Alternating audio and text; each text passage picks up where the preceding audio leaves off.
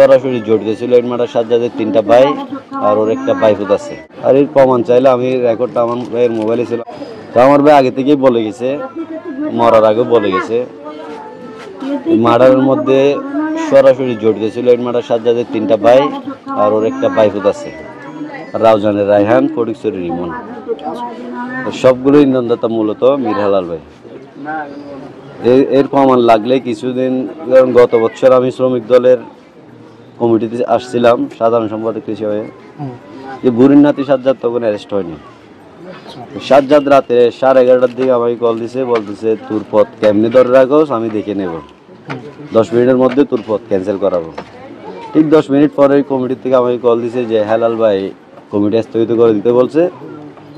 আমি বলছি আমার অপরাধ, বলতেছে আমি একটা আওয়ামী লীগের ছেলের সাথে কেক কাটছে, একটা ছবি আছে, ওটার জন্য নাকি পথটা স্থগিত করে দিয়েছে। অথচ আমি ছাত্র আন্দোলনের সময় 28 তারিখ ডিবির হাতে গ্রেপ্তার হয়েছিলাম। এরপরে আমি 24 তারিখ গ্রেপ্তার হয়েছিলাম, 28 তারিখ আমার ভাই গ্রেপ্তার করছিল। এখন ওই যে যুব দলের প্যাডও ছিল 5 তারিখের পর হঠাৎ করে ছোট মোশারফ ভাই স্ট্যাটাস দিছে যে সরোয়ার বাবলা যুব দলের কেউ না। তখন ওনাকে আমি ফোন করছি, আমার ভাই ফোন করছি, উনি বলতেছে ভাই যে হেলাল ভাইকে ঠিক করেন, হেলাল ভাই আপনার উপর রাগ। তখন আমার ভাই বলতেছে আমি কোনো কিছু করি না, কিছু একটা অজুহাত দিয়ে তো মানুষ এরকম স্ট্যাটাসটা দেয়, আপনারা কি? মোশারফ ভাই বলতেছে আপনি হেলাল ভাইকে কম্প্রোমাইজ করেন, তাহলে আপনার এই কমিটিতেও রাখা হবে।